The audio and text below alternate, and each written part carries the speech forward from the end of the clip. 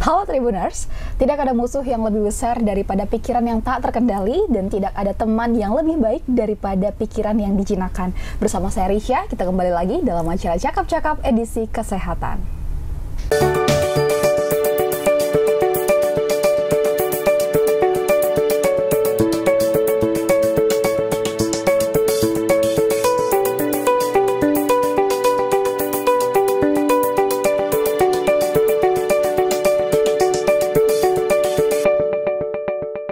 Nah, dunia ini kan sedang tidak baik-baik saja ya Tribuners. Pasti pernah bahkan sering ya kita mendengar kalimat ini.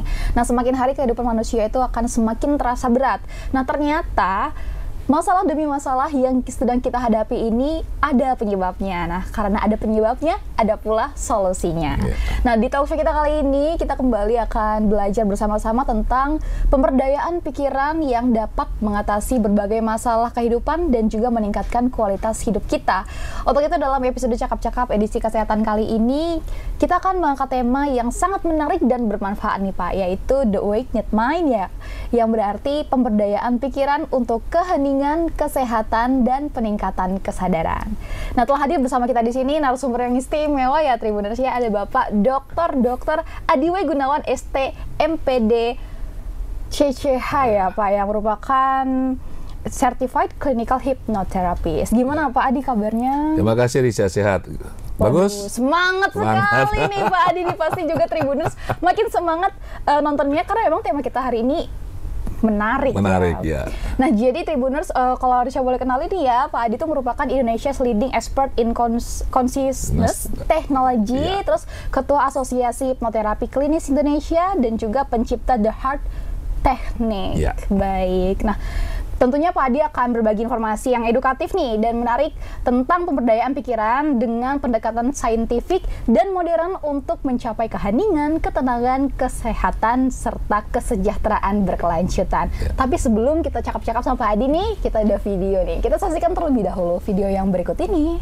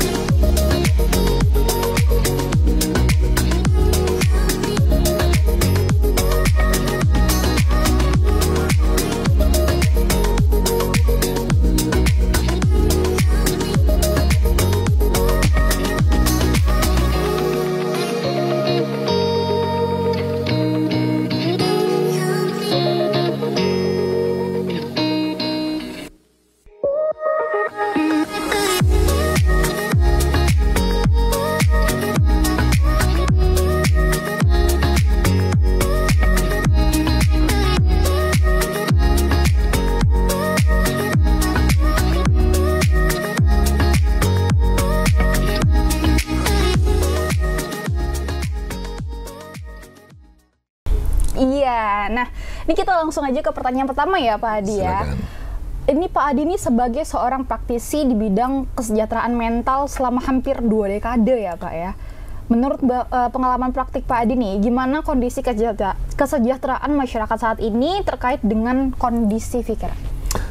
Kalau kesejahteraan mental ya saat ini tuh bisa dibilang tuh ya tidak baik-baik saja sebenarnya. Tidak baik-baik, ya. oke. Karena dari saya dengan murid-murid kan hipnoterapis klinis di Indonesia, kami setiap hari kan praktek membantu banyak lah masyarakat yang datang dengan berbagai macam masalah atau keluhan ya yang berhubungan dengan masalah mental atau emosi. Jadi kondisinya tidak baik.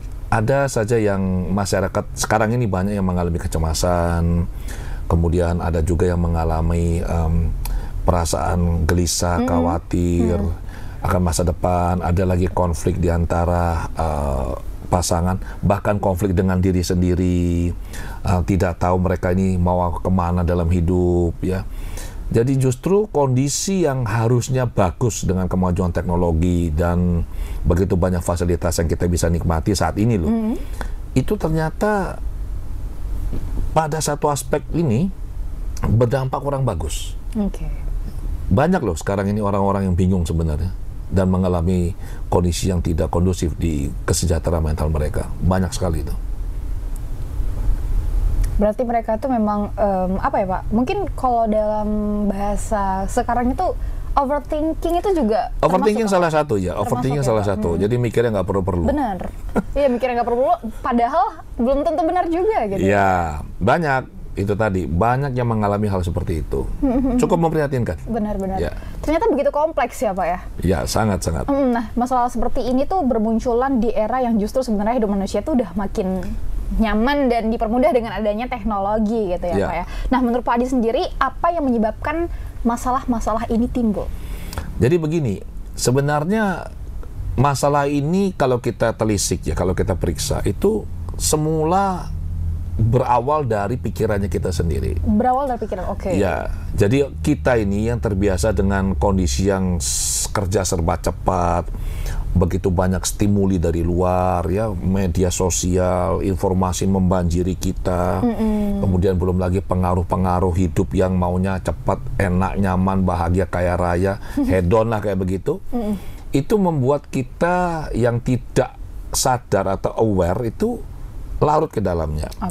Nah, kuncinya sebenarnya ada pada bagaimana kita bisa secara sadar melatih pikiran kita. Pikiran manusia itu nakalnya luar biasa, ya, sangat nakal. Jadi kalau kita tidak latih, pikiran itu punya dua kecenderungan. Dia suka mengembara memang, ya, dan dia mengembaranya kedua arah. Pikiran itu jarang sekali mau diamnya di sini. Dia sukanya kemana? Ke masa lalu, mikirin wah yang sudah lewat-lewat, ya kan? Dan biasanya yang diingat-ingat itu bukan hal yang menyenangkan loh. Iya dah? Benar. Waduh, saya pernah kesel sama si A, saya pernah, aduh kenapa ya saya begini di masa lalu. Kalau kita pikiran larinya ke masa lalu, yang muncul perasaan apa? Sedih, perasaan menyesal, perasaan bersalah, kecewa. Kalau pikirannya lari ke masa depan, kecemasan, ketakutan, perasaan gelisah, seperti itu. Jadi, karena pikirannya tidak dilatih, ya akibatnya seperti itu. Berarti itu karena pikiran yang tidak dilatih ya Pak? Ya, dibiarkan semaunya sendiri. Jadi dia memang liar untuk ke sana kemari. Pada dasarnya dia memang liar. Itu karakternya pikiran. Tapi kalau dia bisa kita latih, dia akan diam di sini. Nah, kalau dia bisa diam di sini, bisa dibilang masalah itu sulit sekali untuk muncul. Tapi kalau dari Pak Adi bilang tadi itu kan berarti kan manusia itu suka berpikir yang sudah terjadi dan yang belum terjadi nih. Tapi kalau yang saya tangkap tadi dalam stigma yang tidak baik gitu ya Pak ya. Kenapa demikian Pak? Ya karena memang satu kecenderungan pikiran seperti itu. Kedua, kalau kita tidak sadar atau menyadari cara kerjanya, kita punya kecenderungan atau kebiasaan selalu memikirkan yang tidak baik-baik. Jarang sekali loh ada orang bilang, aduh enak ya dulu waktu saya kecil, dulu waktu saya remaja, itu jarang. Yang selalu muncul adalah, dulu kok begini sih? Nah, jadi memang desainnya kita punya kecenderungan seperti itu. Satu contoh gini, kenapa pertanyaan pasti akan mengarah ke sini. Kenapa sih orang cenderung negatif kan begitu? Benar. Sebenarnya desain kita seperti itu. Tujuannya sebenarnya untuk memproteksi diri kita. Jadi misalnya begini, Risha lagi jalan malam-malam nih, pulang jalan kaki misalkan, terus melewati kebun lah atau apa begitu. Terus tiba-tiba di bawah sebuah pohon itu kelihatan itu ada sesuatu yang kayak muter begitu loh. Oke. Yang muncul di pikiran itu apa? Ini agak gelap nih. Yang muncul di pikiran apa? Jangan-jangan atau binatang buas. Ular, bisa ya. Nah, kenapa kok yang muncul di pikiran itu ini jangan-jangan ular loh? Karena itu proteksi kita. Kalau kita positive thinking, bukan ular didatangi, ular beneran gimana? Dipatok bisa celaka kita. Betul-betul. Jadi memang desain kita untuk memproteksi diri kita. Pikiran ini diarahkan untuk lebih sering berpikir negatif. Tetapi tujuannya untuk proteksi. Masalahnya karena kita tidak mengerti cara kerja pikiran dan tidak pernah melatih secara sadar, dia akhirnya menjadi lebih kuat dan menjadi lebih liar. Sehingga yang cenderung dia pikirkan yang negatif saja. Oke. Tapi memang pada basicnya itu berpikir untuk proteksi diri itu bagus-bagus saja ya, Pak, bagus-bagus saja. Oke. Tapi ingat digunakan secukupnya. Kadang ada orang bilang, ayo kita pergi camping yuk. Kalau kita yang pikiran positif, asik nih. Ayo sama siapa? Kapan kita berangkatnya? Naik apa? Kalau yang negatif, ntar hujan loh. Kalau banjir gimana? Ada bahaya. Ada bahaya nggak? Kalau kena petir gimana? Aduh, ada saja pikiran negatifnya. Nah, ini yang menunjukkan bahwa dia tidak berhenti hanya sebagai menjaga dirinya sendiri. Kalau misalkan dia bilang, oke, kalau hujan bagaimana? Oh, nggak apa-apa. Kalau gini bagaimana? Oh, ini nggak apa-apa. Kita bisa atasi. Oke, kalau ini bisa diatasi, maka kita happy-happy. Benar. Kebanyakan orang enggak. Dia akan terperangkap di masalah negatif ini. Negatif aja. Akibatnya itu melumpuhkan dirinya dia. Nggak bisa kemana-mana dia. Iya, alhasilnya tidak jadi deh tadi. Nggak jadi berangkat. Camping, oke. Nah, ternyata yang menjadi sumber masalah itu adalah pikiran kita sendiri. Pikiran kita sendiri. Nah, lantas tuh apa yang memungkinkan bagi kita untuk bebas nih Pak dari masalah yang disebabkan oleh pikiran sendiri? Itu tadi kita harus melatih. Jadi gini, kita perlu menyadari sifat pikiran. Satu, pikiran itu tadi suka mengembara, suka pergi sini, pergi sana, pergi ke masa lalu, pergi ke masa depan. Dia jarang mau diam di sini, ya. Kemudian yang kedua adalah pikiran ini memiliki kecenderungan dua. Yang pertama adalah pikiran suka menggenggam, memegang dengan erat, mengulang, mencari ya hal-hal yang menyenangkan. Jadi sekali kita pernah merasa senang mengenai sesuatu, kita cenderung akan mengulanginya. Karena kita merasa senang, enak. Itu pikiran. Nah, kalau ini tidak dikendalikan, bahaya sekali. Karena itu akan muncul keinginan yang terus menggulung kita, terus makin lama makin kuat. Misalkan Risa sukanya apa? Suka apa misalkan? Saya suka makan mungkin. Makan, oke. Makan ya. Misalkan sudah mau pergi nih dari rumah, terbayang. Enak nih enaknya. Makannya. Berarti pikiran ini sudah lari ke masa depan loh. Ya kan? Berarti seolah-olah sudah makan di sana kan? Terbayang sudah, makan enak. Makan apa biasanya? Bakso? Apa? Boleh bakso. Sudah bayangkan, pedesnya, nanti sama minumnya, keringetannya. Itu sudah terjadi loh. Pikiran lari ke masa depan. Pergilah ke sana, baksonya habis. Tutup, habis loh Pak. Kira-kira gimana? Kesel? Marah kan? Nah, kenapa kok marah? Karena kita tadi udah berekspektasi, kita akan makan nih. Exactly, karena apa? Ini sudah terbayang nih anaknya nih. Begitu tidak tercapai yang kita inginkan ini, pikiran akan memunculkan sifat yang satunya. Dia akan flip begitu, dia akan marah, dia akan benci. Ngomel kita. Kenapa sih kok habis? Kok cepat sekali? Bla bla bla bla gitu kan. Sebenarnya kan kalau kita cukup sadar, habis. Ya sudah, saya makan tempat lain deh. Simpel kan? Atau misalkan, habis, ya sudah besok aja gua kembali. Simpel kan? Kenyataannya nggak begitu. Nah, karena dia punya kecenderungan seperti ini dan kita tidak menyadari keberadaan kecenderungan ini, kita dikuasai oleh pikiran, kita digulung oleh dia. Jadi nanti kalau nggak tercapai sesuatu, bawaannya apa? Marah saja. Jadi pikiran berusaha menggenggam sesuatu yang nikmat, Dan dia akan berusaha mengenyahkan, menghilangkan dengan segala cara sesuatu yang menghambat dia untuk bisa mendapatkan apa yang dia inginkan. Dan itu bahaya sekali. Terjadilah di masyarakat. Ya, kalau sesuatu keinginan tidak terpenuhi, biasanya ribut. Ribut, marah. Ya. Itu wajar, tapi kalau tidak terkendali, itu menjadi sesuatu yang tidak baik. Oke, kalau tidak terkendali itu akan gak baik justru. Tidak baik. Oke, baik. Nah, saya semakin penasaran nih Pak. Ya. Bisa diceritakan lagi gimana nih melatih pikiran ini dengan cara yang benar mungkin Pak, agar hal-hal tidak baik itu terhindar. Oke, kita bisa mulai dengan melakukan ada yang bilang itu relaksasi, ada yang itu bilang melatih konsentrasi, ada yang bilang itu meditasi, terserah. Ada yang bilang itu kondisi khusyuk. Ya, kalau kondisi khusyuk lebih mudah dipahami kayaknya. Kondisi khusyuk kan dimana kalau kita lagi berdoa atau apalah, itu kan pikiran tuh tenang tuh. Ya, tenang dan kita bisa fokus kan? Calm down. Calm down ya. Nah, jadi cara melatih pikiran adalah satu, karena dia suka lari-lari, maka harus dikasih kerja. Oke. Ya. Ini harus dikasih kerja. Dikasih kerja, kasih kesibukan.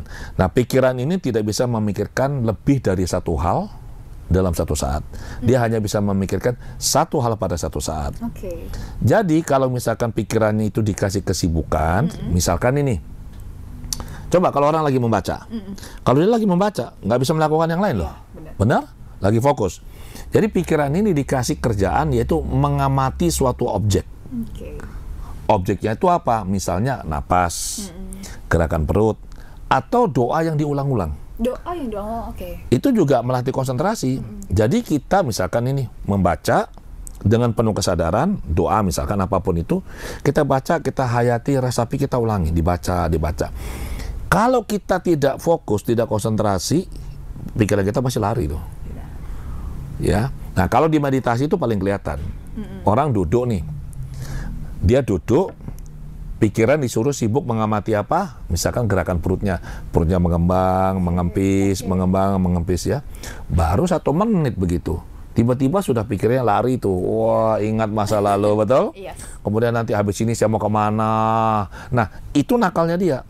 Jadi kalau dia lari, dikembalikan lagi, dilatih. Dikasih sebuah kesibukan. Nah, pikiran yang terlatih seperti ini, lama-lama dia akan diam. Kalau dia sudah tenang dan diam, apa yang terjadi? Kita akan merasakan kondisi tenang, hening, badan kita akan menjadi tenang, maka dampak kesehatannya akan sangat bagus. Jadi orang-orang yang kondisi kesehatannya terganggu ya, itu pasti pikirannya kacau itu.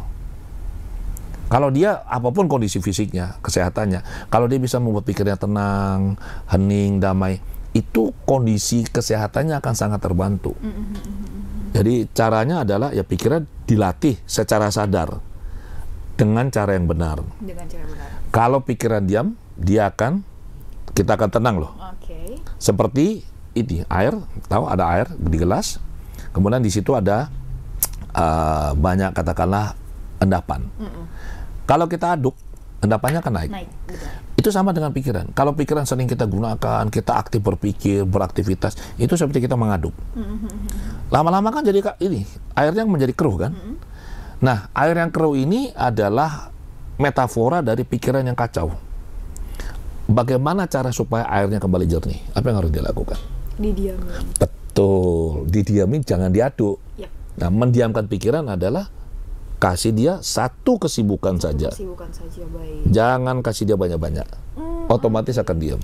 Ada nggak nih Pak, mungkin rekomendasi kesibukan yang kita bisa gunakan untuk pikiran kita itu akan lebih tenang dan fokus terhadap satu hal?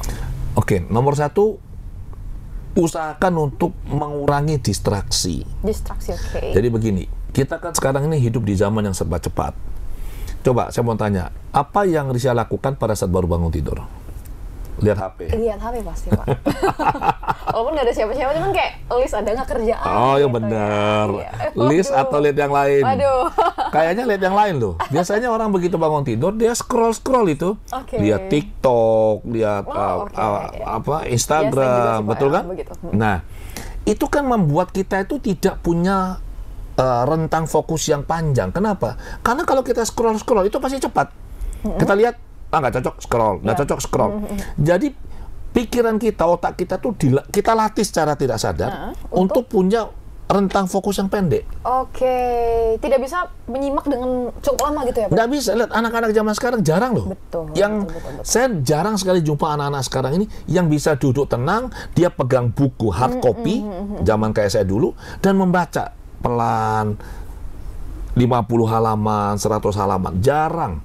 Kenapa? Karena tanpa kita sadari, kita diprogram oleh lingkungan untuk berpikir cepat, bertindak cepat. Dengan fokus pen yang pendek. Jadi saran saya adalah berhenti melakukan itu. Terus yang kedua juga, coba kalau sambil makan, apa yang dilakukan orang-orang? Nonton, Pak. Dia lagi makan loh. Iya. Dia lagi makan, tapi dia lihat. Scroll lagi dia nih, ada berita apa. Apa yang dia makan, dia bisa nggak bisa merasakan. Benar. Dia tidak mindful. Oke. Mindful, dia sambung ya. Mindful. Tapi kalau yang terjadi pada orang-orang main pikirannya full. Beda. Harusnya adalah pada saat dia makan, ya HP taruh. Ya sebelum makan boleh lihat. Setelah itu taruh HP-nya. Baru makan. Dan mulai makan. Coba rasakan. Kalau kita makan dengan sadar, itu rasanya beda loh. Benar, lebih ternikmati gitu ya, Pak? Betul, lebih nikmat. Benar. Gitu. Oh, ini ada bumbunya ini. Oh, terasa pedasnya di sini. Oh, ini ada aroma ini. Kita bisa menikmati itu. Nah, kalau kita bisa melatih ini secara konsisten, maka waktu kita berlatih secara khusus di kita duduk, kita meditasi seperti itu, akan mudah diam pikirannya. Karena kita sudah tidak membiarkan dia lari kemana yang dia mau. Ya, itu yang terjadi pada banyak orang. Jadi ya itu tadi, distraksi ini hilangkan, jangan dilakukan lagi, usahakan untuk aware. Kemudian secara sadar kita melatih diri. Melatih diri itu kan sebenarnya nggak usah lama-lama. Meditasi misalnya, ya satu hari 30 menit lah, nggak lama loh. Meditasi. Kita duduk loh. Ya duduk HP mati. Kalau orang nggak duduk tapi HP-nya masih ting-tung. Sama terdistract juga ya, Pak, ya, pikirannya. Duduk 30 menit. Tapi ada yang bilang, Pak Adi, saya ini orang yang sangat-sangat sibuk, Pak. Jadi bagaimana? Saya bilang, oke lah, kalau Anda sangat sibuk, saya bisa mengerti. Anda nggak perlu 30 menit lah. Anda cukup 60 menit. Waduh. Serius. Semakin sibuk kita, semakin kita butuh tenang. Benar-benar. Nah, nanti pada saat pikiran itu sudah bisa diam, saat dia sudah bisa hening, ya itu yang saya biasa rasakan setiap kali meditasi, itu yang juga dirasakan oleh peserta workshop yang saya selenggarakan. Jadi saya ajar mereka, saya latih mereka dengan teknik-teknik khusus yang saya kembangkan. Begitu pikirannya sudah diam, tahu nggak apa yang terjadi? Apa itu, Pak? Orang itu akan merasakan kebahagiaan yang luar biasa tanpa syarat. Jadi dia merasa tenang, damai, dia merasa aman, dia merasa puas dengan dirinya dia merasa bahagia tanpa alasan yang jelas loh. Dan kalau kita sudah merasa bahagia, wah, hormon bahagia itu endorfin kita, oksitosin kita ya, serotonin itu nyebar ke seluruh tubuh itu. Dan itu membuat badan kita gimana? Sehat. Nah, kalau kita sudah terbiasa tenang, pagi kita latih, kita tenang, ini nanti terbawa loh ke tempat kerja, terbawa saat kita berinteraksi dengan keluarga, dengan orang. Orang akan bisa bilang begini, kamu kok beda ya sekarang ya? Kenapa? Kok enak ya sekarang kamu ya? Nah, enaknya itu bukan karena kita lebih, misalkan kita pakai makeup tertentu dan enggak. Karena vibrasinya kita itu positif. Positive vibes kalau orang bilang. Yes, benar-benar ada. Negatif vibe juga ada. Yes. Dan kalau saya di workshop itu saya demokan loh. Saya bilang, Anda mau merasakan negatif vibe nggak? Mau nggak? Oke. Simple. Yang saya lakukan adalah saya mengakses emosi marah dalam diri saya. Begitu saya akses, itu vibe-nya langsung keluar itu. Dari jantung sini terutama itu nyebar, keluar. Dan orang-orang langsung, aduh Pak, kok nggak enak ya? Kok panas? Kok perut saya nggak enak? Bahkan ada yang mual mau muntah. Serius. Saya bilang, oke, sekarang coba kalau masuk ke kondisi tenang. Tenang, loh ini kok enak. Nah, ada yang lebih bagus dan lebih mudah kalau mau. Apa itu, Pak? Kalau susah-susah, perhatikan napas atau gerakan perut, simple. Duduk tenang. Kemudian coba ingat-ingat kejadian atau momen yang membuat kita sangat bahagia. Sangat bahagia, Atau dipenuhi oleh perasaan cinta. Misalkan ini, ingat pada saat masih kecil dengan orang tua, atau dengan ibu, atau pas lagi bermain dengan anak-anak kecil, anak kah, keponakan kah, cucu kah, pada saat kita berada dalam kondisi itu senang nggak? Senang. Nah, perasaan ini kita perkuat. Oke. Jadi perasaan bahagia ini yang kita perkuat, kita sebarkan ke seluruh tubuh kita. Itu enak banget itu. Dan itu terpancar ya Pak ya? Orang bisa melihatnya? Ya, otomatis terpancar. Orang bisa merasakan vibrasi positif ini, dan dia bisa melihat dari energi atau aura dari mukanya kita. Itu beda. Orang bilang tuh lebih glowing. Oke. Tanpa harus pakai makeup yang mahal. Oke, meditasi ya Pak ya? Meditasi. Apa Ya. yang harus kita lakukan saat meditasi Pak? Simple. Meditasi itu adalah kita mengarahkan pikiran kita dengan penuh kesadaran kepada satu objek tertentu. Satu objek tertentu. Itu saja sebenarnya. Jadi meditasi itu juga Anda harus duduk loh. Misalkan kalau lagi makan, kita aware apa yang kita makan. Itu meditasi. Kalau kita lagi jalan, kita aware kalau kita lagi jalan. Oh, oke. Ya. Itulah saya sudah meditasi. mulai mengerti nih Pak, meditasi. Karena kalau yang saya tahu tuh meditasi kita diam, tidak melakukan apa-apa gitu. Nah, ternyata setelah Bapak penjelasan dari Bapak tadi, kita tuh bisa menikmati satu hal yang sedang kita lakukan. Itu meditasi. Apapun itu. Dan Ya. itu meditasi. Itu meditasi. Oke. Misalkan lagi duduk dengar musik, dengar, coba benar-benar dirasakan musiknya itu. Lirik lagunya, kemudian iramanya, ya. Coba ada berapa instrumen yang dimainkan. Kadang kita nggak aware loh. Benar. Oh, ini ada piano, ini ada gitar, ini ada drum, ini ada biola. Itu kita jarang. Tapi kalau kita benar-benar aware, kita menyadari itu, itulah meditasi. Oke. Saya beritahu ya, waktu orang berdoa, ya, apapun itulah doanya, itu meditasi. Kondisi meditatif yang hening itu sebenarnya persis sama dengan kondisi khusyuk. Khusyuk tadi Bapak bilang ya. Persis sama. Atau ada yang bilang itu kondisi kontemplatif. Ada yang bilang itu kondisi teduh di waktu pagi hari orang-orang mau berdoa. Sama persis. Jadi memang kita harus fokus dan menuangkan semuanya pikiran kita sama hal tersebut yang kita sedang Ya, lakukan. benar-benar kita fokus ke sana. Hanya satu, one at a time. Oke. Nah Pak, kan gak jarang ya Pak tuntutan pekerjaan lah misalnya. Itu tuh mengharuskan kita untuk fokus tuh terhadap beberapa hal gitu Pak. Jadi kita fokusnya tuh akan terbagi kayak gitu. Nah, gimana kita mengatasinya agar setiap fokus-fokus itu tuh tetap berjalan sesuai dengan apa yang kita inginkan? Begini, itu kondisi sekarang yang sebenarnya menurut saya tuh kurang bagus ya. Oke. Jadi orang-orang itu dalam tanda kutip itu dipaksa untuk multitasking. Multitasking itu bukan hal yang baik loh sebenarnya. Oke. Ya, lebih mudah multitasking daripada monotasking. Monotasking, siap. Meditasi itu monotasking. Ya.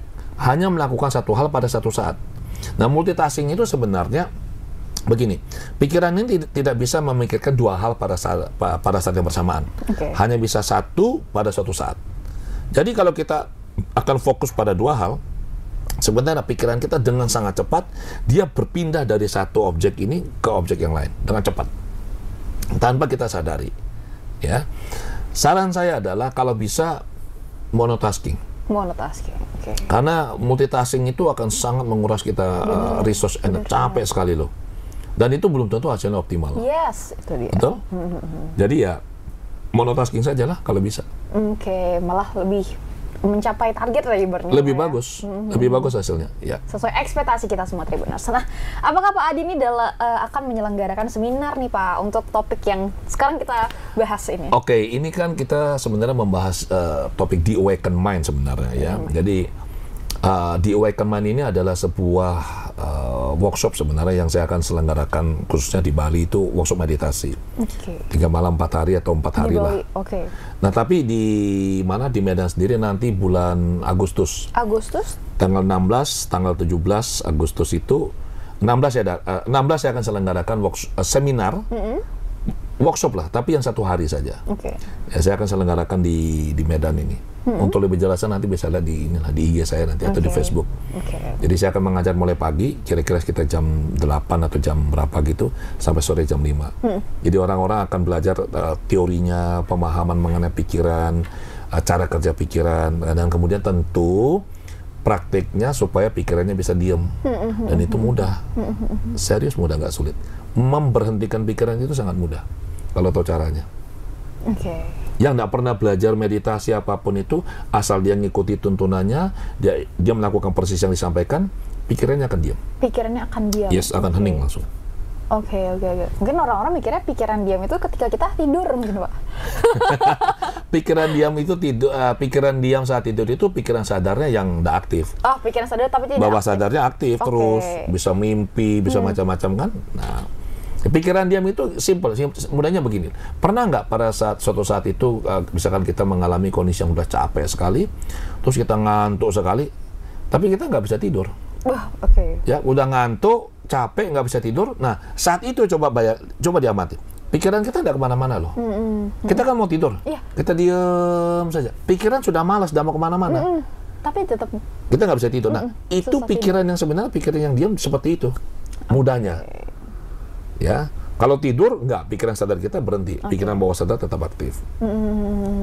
Padahal kita nih udah memerintahkan, ayo tidur, tapi tetap nggak bisa. Makin diperintah makin nggak mau. Makin nggak mau. Biasanya makin dibilang, ayo tidur, pikiran makin lari-lari. Nggak bisa. Oke, siap. Ya, banyak sekali ya Tribuners ya, ternyata hal-hal yang kita tuh nggak tahu, ternyata pikiran kita itu sangat berpengaruh terhadap banyak hal ya, Pak. Ya, bahkan orang lain juga. Sangat. Gitu. Bahkan ya, yang sering kali orang tidak paham itu adalah, kita kan punya dua pikiran nih, sadar dan bawah sadar. Pikiran sadar ini mengendalikan kita paling sekitar 1-5%. Bawah sadar mengendalikan kita 95-99%. Oke. Jadi orang mau sukses, kalau kita mau berhasil, yang kita harus olah itu pikiran bawah sadar. Tentu mengolahnya dengan bantuan pikiran sadar. Nah, jadi ini, kebanyakan orang kan bilang, iya saya mau tenang, saya mau bahagia, saya mau sukses. Pertanyaan saya adalah gini loh, mengapa setelah dia melakukan segala hal yang dia perlu lakukan, kenapa nggak bisa sukses? Berarti ada sesuatu yang menghambat dirinya dia kan? Nah, yang di dalam ini, yang di bawah sadar ini, yang karena dominasinya begitu luar biasa, begitu kuat, ini yang mendikte hidup seseorang. Makanya dia nggak bisa berhasil. Kalau mau berhasil, ya kita lewat pikiran sadar kita masuk ke bawah sadar kita otak-atik. Ada sesuatu di dalam nggak benar, kita bereskan. Itu cara paling cepat kalau mau berhasil. Oke, makasih banyak ya Pak ya. Nah terakhir nih Pak, mungkin saran Pak ya bagi Bapak untuk masyarakat yang tertarik untuk memberdayakan pikiran mereka nih, dari mana mereka harus memulai Pak? Karena memulai itu kadang kita bingung nih mau mulainya itu dari mana.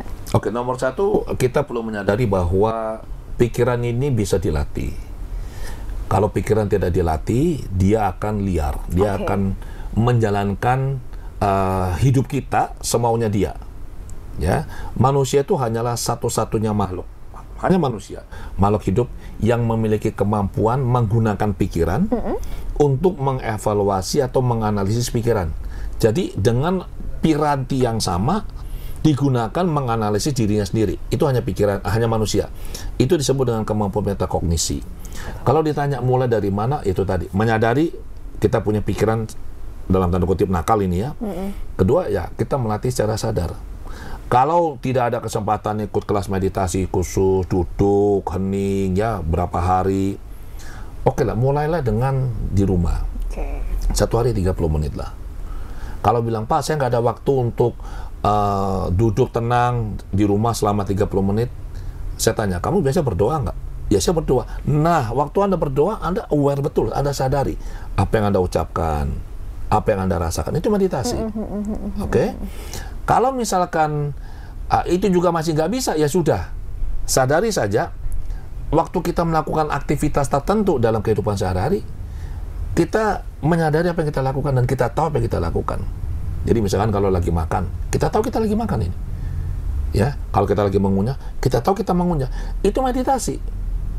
Tadi kan saya sudah bilang, meditasi definisinya adalah mengarahkan pikiran dengan penuh kesadaran pada satu objek tertentu. Mudah kan? Ya itulah meditasi. Jadi sekali lagi, tidak ada yang namanya sesuatu yang tidak dilatih tiba-tiba bagus. Ya, orang mau misalkan melatih tubuh mereka supaya bagus, itu dia harus latihan konsisten loh. Dan sekali lagi ini mudah, nggak sulit, tinggal mau atau tidak. Dan pikiran yang terkendali itu akan menjadi hamba yang sangat baik. Wah, pikiran yang tidak terkendali, dia akan menjadi majikan yang sangat jahat. Ya, orang yang tenang, dia akan bisa punya hidup yang sangat baik di semua aspek hidupnya dia. Yes, be calm down ya, Tribuners ya. Baik, Pak Adi Gunawan, ini daging sekali, daging wagyu kayaknya dia Pak hari ini. Terima kasih banyak Bapak udah menyempatkan diri datang ke Tribun Medan, bisa share juga ke Tribuners banyak sekali Pak. Ilmu-ilmu baru yang akan kita ambil dan bakalan relate nih Pak sama kehidupan kita masing-masing. Yang penting itu be calm down ya Tribuners. Saya pesan dari Pak Adi W. Gunawan. Pak Adi, terima kasih banyak ya Pak atas waktunya. Terima kasih banyak juga buat Tribuners yang udah nontonin sampai habis. Jangan lupa saksikan berbagai program cakap-cakap di Tribun Medan, di media sosialnya Tribun Medan. Kalau begitu, saya Risha, narasumber beserta kru yang bertugas pamit undur diri. Bye Tribuners.